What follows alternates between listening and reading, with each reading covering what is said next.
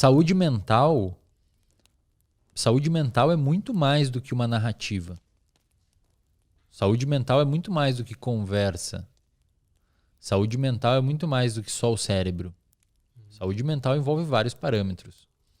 Envolve o que você come, envolve que horas você se expõe à luz, envolve que horas você dorme, envolve a qualidade do seu sono, envolve o que você ingere, envolve as suas atividades que você faz. Por exemplo, um estudo muito famoso foi conduzido em 2016 sobre microbiota intestinal. Microbiota intestinal é a população de organismos que você tem vivendo no seu intestino, as bactérias, que são muitas bactérias. O que o estudo viu? Eles pegaram fezes de paciente com depressão, transplantaram essas fezes para um camundongo, para um rato de laboratório. Um rato que eles chamam de germ-free, ou seja, não tinha bactéria nenhuma no intestino do rato. Entendi. O rato desenvolveu um fenótipo algo parecido com depressão. Só pelo transplante das bactérias do cara deprimido. Caralho. E aí eles viram, inclusive, quando eles traçaram o perfil, foi publicado numa das revistas do grupo Nature, quando eles traçaram o perfil das bactérias, era muito parecida às que tinha no ratinho dos que tinha no humano, ou seja, não se modificou tanto. Entendi. É muito louco. Hoje tem bons ensaios clínicos mostrando que se você usa probióticos, por exemplo, né, você consegue auxiliar de forma significativa um tratamento de um deprimido. Entendi. Ou seja, para começar a história, saúde mental é também o que você come. Saúde mental é a hora que você se expõe à luz, Lutz. Se você é uma pessoa que se expõe errado à luz natural, você pode aumentar a chance de desenvolver depressão. Por exemplo, a gente sabe que a nossa vida ela vive em ciclos. Tem coisas que acontecem em ciclos. Tem coisas que acontecem em ciclos mensais, anuais, como por exemplo as estações do ano, acontecem em ciclos anuais. Tem coisas que acontecem em ciclos mensais, como por exemplo período menstrual da mulher, todo mês. Tem coisas que acontecem dentro de um dia, que é o que a gente chama de ciclo circadiano. Circadiano, tá? De dia. Então o que acontece no período de um dia? Quando você acorda, começa a aumentar um hormônio no seu corpo chamado cortisol, que é o hormônio do estresse. O cortisol ele é liberado pela sua glândula suprarrenal devido à atividade de um eixo, que a gente chama de eixo hipotálamo, pituitária, adrenal. E duas coisas influenciam a liberação do cortisol. Ciclo circadiano, então a hora do dia, e estresse. Quando você está estressado, você aumenta cortisol. Tá? O cortisol é para respeitar o ciclo circadiano mais do que ser liberado quando você está estressado. Cortisol é para ser liberado quando você está realmente estressado. Tanto é que o Robert Sapolsky escreveu um livro uma vez chamado Por que Zebras Não Têm Úlcera? O nome do livro. Por quê? Porque zebra só se estressa quando tem que se estressar. Quando vê um leão, quando falta comida, quando falta água, a gente talvez tivesse que viver um pouquinho mais como zebras. Né?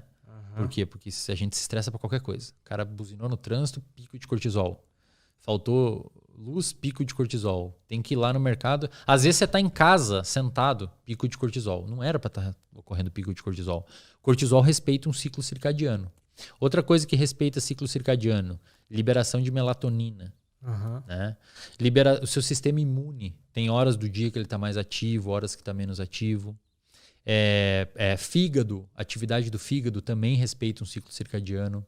Interessante. É muito louco, cara. Esse é um tema quente hoje nos estudos em neurociências. Tem um cara chamado Stachin Panda e o Matt Walker, o Matt Walker hoje é o principal estudioso sobre sono no mundo. É o pirocudo, o cara que mais estuda sono. Ele é foda mesmo. E o Stachin Panda estuda o ciclo de uma maneira geral. O sono é um marcador do ciclo circadiano. Tem outros. O que acontece? No hipotálamo é uma regiãozinha do seu cérebro. O hipotálamo é mais ou menos a transição entre o sistema nervoso central e o sistema endócrino. O hipotálamo é como se fosse uma ponte física entre os dois sistemas. Então, o sistema nervoso central, digamos que detecta uma situação de perigo, uma situação de medo. O hipotálamo vai executar essa emoção no seu corpo. Entendi. Então, se detecta que entrou uma cobra ali, A amígdala detecta isso, avisa o hipotálamo e o hipotálamo manda cortisol, manda adrenalina para falar assim, meu, entrou uma cobra. Dá taquicardia, ele executa a emoção no seu corpo. Então, isso está no sistema límbico? No sistema límbico, exatamente. Sistema límbico que são o sistema que envolve interpretar e associar emoções. Entendi. Olha que legal. No hipotálamo tem um núcleo chamado de núcleo supraquiasmático. O hipotálamo faz muita coisa. Ele que te dá fome, ele que te dá vontade de transar, ele que te dá sono. O hipotálamo é tipo assim um grande relógio mestre ali no seu cérebro. Ele que coordena o seu dia. Tem uma regiãozinha do hipotálamo chamado núcleo supraquiasmático.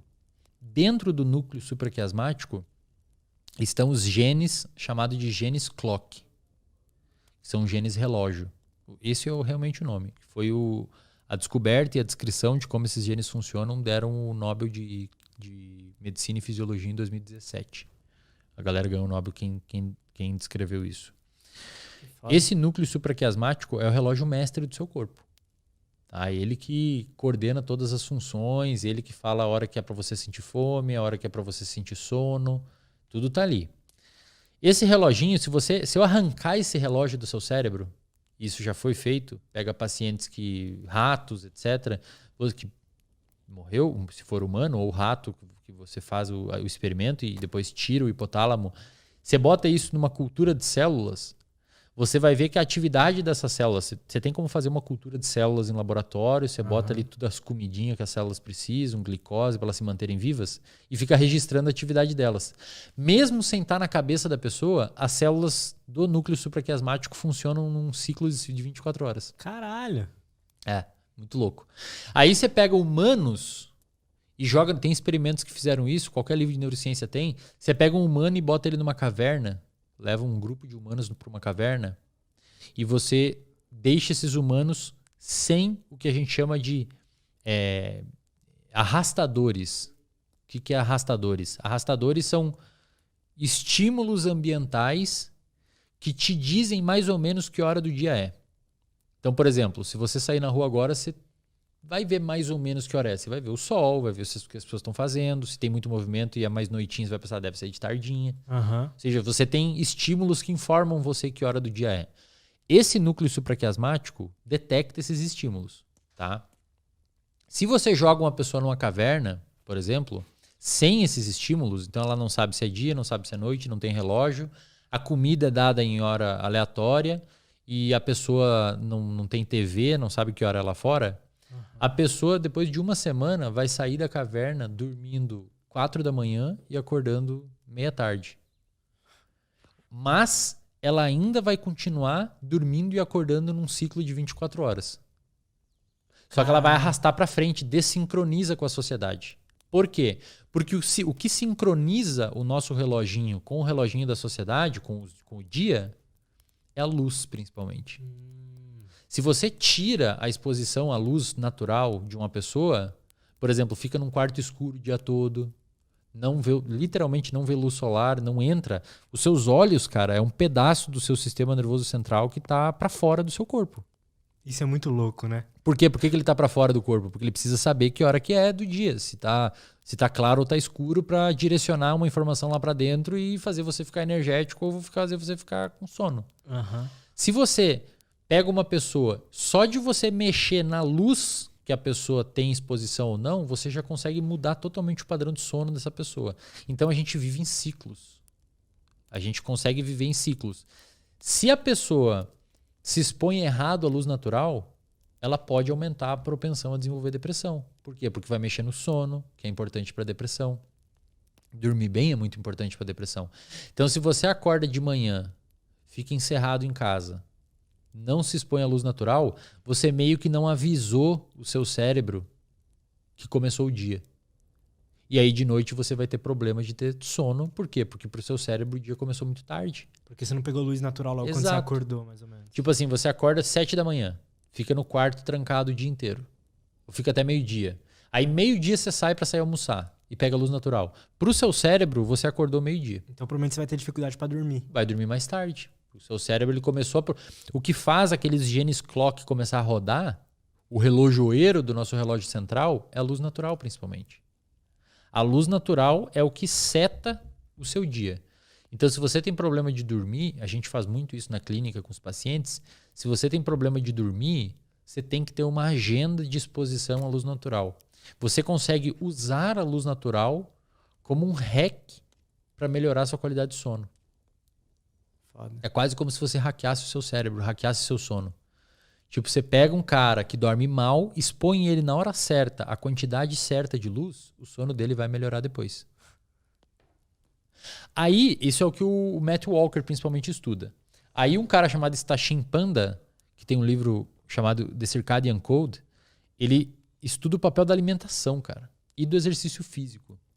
Esses mesmos genes clock que você tem no núcleo supraquiasmático, que o principal arrastador do seu ciclo é o sol, a luz natural.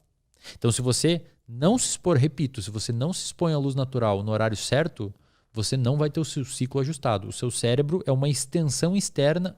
Desculpa.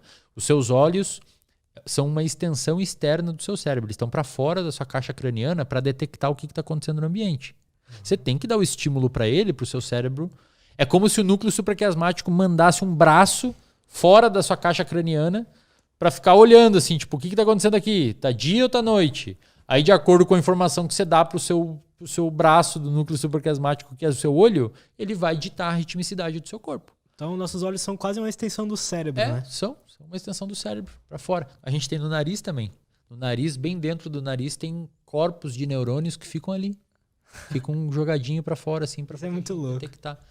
Então, se você se expõe e você tem uma agenda certa de exposição à luz natural, o Andrei vai falar muito sobre isso quando vir aqui, você consegue ditar o seu ritmo biológico. Então, cara, eu pego o paciente com problema de sono, que esse é um ajuste que a gente faz no sono do paciente, mas talvez o mais importante. Só de você pedir para o paciente se expor à luz natural na hora certa, às vezes só abrir a cortina do quarto de manhã, cara. Ele fica trabalhando com a luz acesa do teto. Uma luz acesa do teto não dá a intensidade em lux, que é a unidade de medida da luz, suficiente para ativar as células do supraquiasmático. Você tem que ser a luz natural. Então você faz uma agenda. É por isso que minha vida é sempre quarta-feira, porque eu descobri na ciência que ritmicidade funciona, cara. E o Stachin Panda está mostrando que a alimentação também faz isso. Então, se você come sempre no mesmo horário, ele basicamente fala assim: a luz é para o cérebro o principal arrastador e a alimentação é para o metabolismo o principal arrastador. Se você pega as células do fígado, você vai ver que elas têm uma ritmicidade de funcionamento. Se você comer sempre no mesmo horário, essas células se ajustam e otimiza a funcionalidade delas. Então, sempre que você comer, se você conseguir comer sempre no mesmo horário, você meio que permite o seu metabolismo funcionar melhor. E ele publicou 2 artigos na Cell Reports, que é uma revista, uma das top 3 melhor do mundo. Um com humanos e um com camundongo, com um animal de laboratório, mostrando que você consegue perder peso comendo a mesma quantidade que um animal que ganhou peso, só comendo no horário certo. Caralho. O que ele pegou? Ele pegou 2 grupos de camundongo. Para um grupo ele deu dieta liberada, de dieta rica em gordura. Pode comer o dia todo dieta. E para outro grupo ele deu a mesma quantidade da dieta, com a mesma quantidade de gordura, só que limitou os animais a comer num período específico e sempre no mesmo período. Importante, os animais ingeriram a mesma quantidade calórica. Ele conseguiu verificar o quanto de caloria cada animal ingeriu, porque eles têm dinheiro. Eles podem fazer uma gaiola metabólica para ver qual que é o VO2 máximo do animal. É bem massa. Que foda. O que ele viu? O animal ingeriu a mesma quantidade calórica do que o outro grupo, só que pelo fato de encaixar a alimentação num horário específico do dia, o animal ganhou menos peso que o outro. Ou seja, preveniu a indução de obesidade. Então, aquela pessoa que come porcaria e não consegue parar de comer porcaria, talvez se você comer porcaria sempre no mesmo horário, você consegue melhorar o seu perfil metabólico, mesmo que não tanto quanto se você melhorasse sua alimentação. E você tá percebendo que essa rotina mesmo de ter horário certo para as coisas foi te ajudando? Muito, cara. O meu foco tá muito maior, o meu foco atencional tá maior, o meu sono tá perfeito, eu durmo muito bem. Nunca tive, a galera até me zoa que eu deito e durmo em qualquer lugar, mas o meu sono tá muito bom. Eu apago e acordo só de manhã.